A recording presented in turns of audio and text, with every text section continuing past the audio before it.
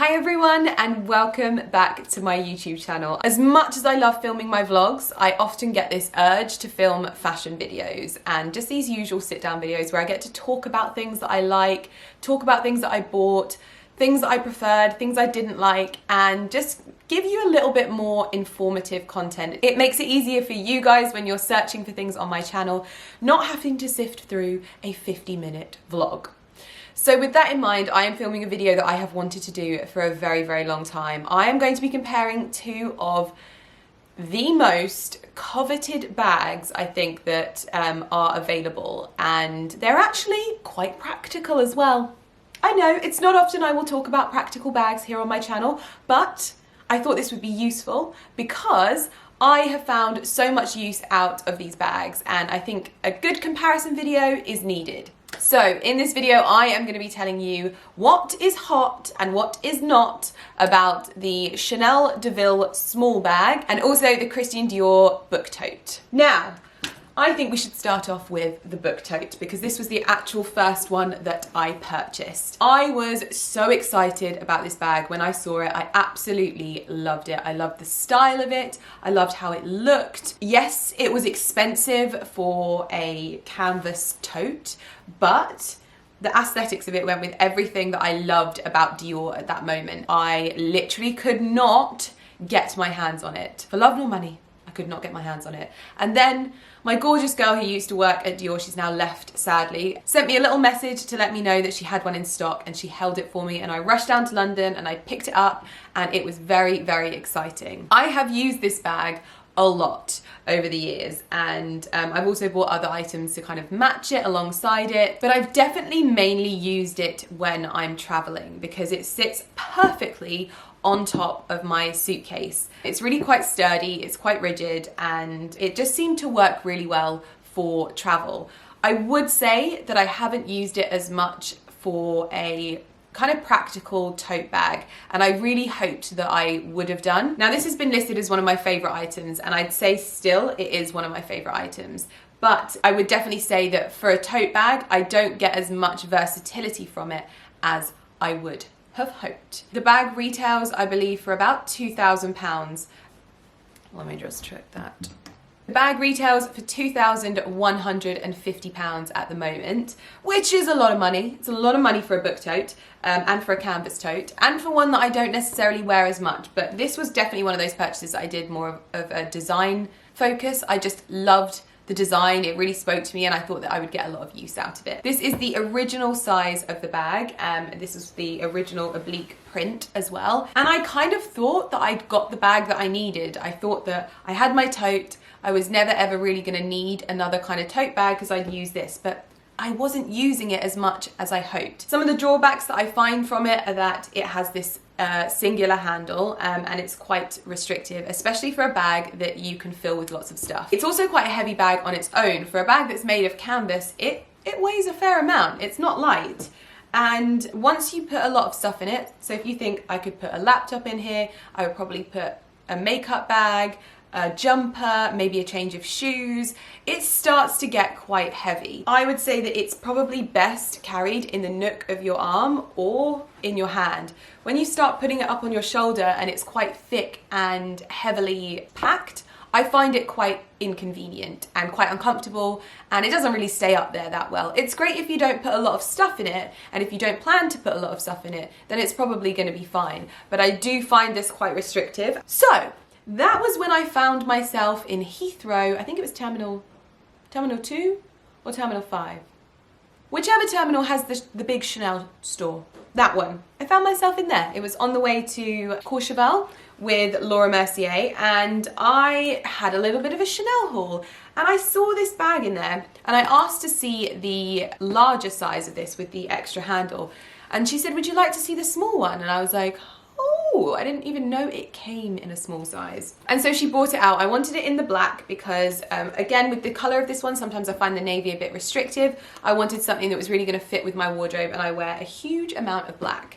The moment that I saw this bag, I was like, that is a tote bag that I can get on board with. It's nowhere near as rigid as the book tote. The book tote you cannot fold up if you are traveling with it and you change your mind and you don't want to use it on the plane on the way back. Tough. you're using it, because it will not fold up and go into your suitcase. You could probably stuff it with your clothes, but it would take up a lot of space on its own and be quite difficult, and it could probably get ruined. It is very, very rigid. Whereas the small Chanel Deauville is very soft, so you can literally like scrunch it up if you want to. I mean, I wouldn't advise it. I wouldn't do what I just did. But it's very soft. It can be flattened down and popped into your suitcase and transported really, really easily if you're going away, if you're traveling. But I definitely find myself reaching for this particular bag much, much more. It's got the pop closure, which the Dior book tote doesn't have. There is no closing mechanism to the Dior book tote, so it is open, and you know, not everyone is out here to steal stuff from your handbag, but sometimes you can be unlucky, and to have a bag that usually will have quite expensive items in it, like laptops and things like that, having it fully open, it can be a little bit, you know, you're conscious of it, that's all I'll say. Whereas the Chanel Deauville definitely comes with a closure. So it has this singular popper. It's not the most robust of closures, but it's something. And I feel like something is better than nothing in this instance. It's not too dissimilar in size, if I'm being perfectly honest. It's a bit deeper. So if you can see that's the bottom, so you can see how much the book tote stands above the Deville. They are the same width, but I would say that the Chanel Deville bag comes about 8 to 10 centimeters shorter than the book tote. It's really hard holding those together, by the way. However, I've still managed to get the majority of the items that I would fit into my book tote into the Deville as well. I've definitely found it a lot more practical. One of the other key features of it is that it comes with not one, not two, but 3 internal pockets. One that fits your phone perfectly, a zip closure pocket for added security, and then a slightly larger one for whatever you want to put in it, basically. So that's 3 pockets to the book tote's 0. Now that is one thing I find very restrictive about the book tote, is that there is no pocket. So whatever you put in there, it's living its own life in the bottom of there. So change, if you throw change in there, your phone, anything, lipstick, you're going to be searching at the bottom of this bag for a while, and you're going to have to wade through, and it can be quite annoying. Whereas the Deville, you do have 3 pockets to house all of the different bits and bobs that life needs in them, and so you don't have to be rummaging around in the bottom. However, saying that, the bottom of my bag currently looks like plasters, hand sanitizer, painkillers, and lip balms. So they aren't in their pockets, but whatever. The other thing that I find really convenient about the Deville bag is that the strap is a lot more convenient.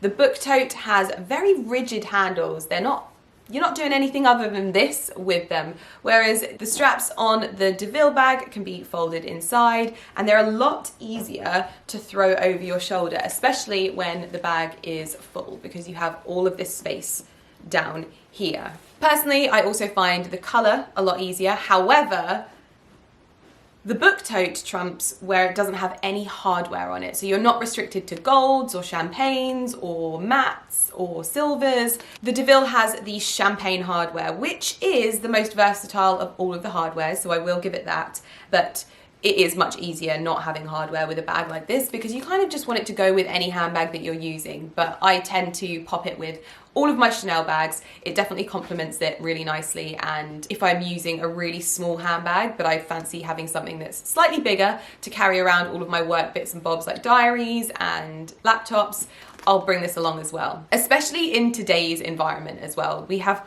so much more that we need to be carrying around with us, like masks and hand sanitizer and water, because you can't really have drinks anywhere. So I find myself throwing a lot of things in here and using it on the go. I should mention that this handle doesn't feel as sturdy as the book tote. I think that you're gonna have to do a lot of damage to a bag like this to damage the handles or break the handles. But I do think that it's very possible that you could overload this bag and it could show in the straps eventually. So that's something to consider as well. However, having purchased both full price and using both for long periods of time, taking all of that information into consideration, What do I think about both of the bags? Would I not purchase one again? Would I do things slightly differently? I would probably say that for me, the more versatile of the two is definitely the small Chanel Deville. I'm not into the large one. I think it's probably a bit too large for me. I would say that I get the most use out of it and I find it the most versatile bag and the most convenient. However, the big thing about the Dior book tote is that it's beautiful. It looks beautiful. In pictures, it looks great. And that's not usually something that people consider. However, if you're not like me and you don't overload your tote bags, then the book tote could well be the bag for you. It is so robust, so it doesn't slouch or fall down, whereas the Deville absolutely does. It slouches, it's not sturdy, so unless you've packed it full of items, it isn't going to stand up on its own. If you're more of a book and a few magazines and a bottle of water type of person, this bag is going to be perfect for you. However, I am the type of person that will have a pair of shoes, a jumper, a book, a laptop, some snacks, some water, some painkillers, some hand sanitizer, some perfume, maybe another pair of shoes, maybe some more books, maybe some more snacks too. You get the gist. I am the type of person to overload my bags and then make my husband carry it because it's too heavy for me. So the Deville makes it easier for me to sling it over my shoulder and not worry about it too much. Design-wise, I find that the Chanel is more of a classic style, which I think that Chanel does really, really well. The Dior book tote with the oblique print is, out of all of the different styles of the book tote, I would say probably the most timeless. The tie-dye effect ones, the checkered ones, I don't think those are the ones that will stand the test of time, and this is the style that comes back season on season. So if you're the kind of person that can buy a book tote every season, you go right ahead and buy the tie-dye. But I am not, and I'm always looking for the most timeless item out of each collection. So now it's time for Lydia's final thought. I feel like Jerry Springer, this is great. No, but seriously, I would probably say that for me, the Chanel Deville definitely trumps the book tote, having had it now. And I say that knowing full well that the book tote has been on some of my best purchases lists in previous videos. But since buying the Chanel Deville, I definitely find myself using it, loving it, getting the wear out of it far more than I do my book tote. I still love both bags and I don't plan on parting ways with either of them anytime soon. But if you are in the market for a tote bag and you wanted to know a little bit more about them, this is my opinion, my experience, and my thoughts on both of them. Obviously, this will differ for everyone else, and this is not gospel. This is not shade, and this is in no way shading anyone else's opinion or choices. I feel like we always have to have a little bit of a disclaimer in here. I would love to know if you have either of these bags and which one you prefer, why did you purchase it, what you love about it. I'd love to know in the comments below, and I would love to open up a discussion about which one you think is better as well. I am so looking forward to being able to do more fashion videos this way as well. I feel like as much as I love my vlogs, and I am such a die-hard vlogger, like even though I took last week off, I have vlogged the entire time. I do miss these sit-down videos. So if there is anything in particular that you would like me to do in terms of fashion videos, please don't hesitate to let me know in the comments down below. I want to do more of these types of bests and worsts videos. I want to do collections, styling, and things like that, and so I thought what better way to do it than to not compromise on my vlogs and do so here when I fancy it, okay? This is just going to be one of those wild cards that I do as and when I feel like it. So let me know your thoughts. I hope that you like it, and hopefully I will see you guys in my next video. Thank you so much for watching. Bye.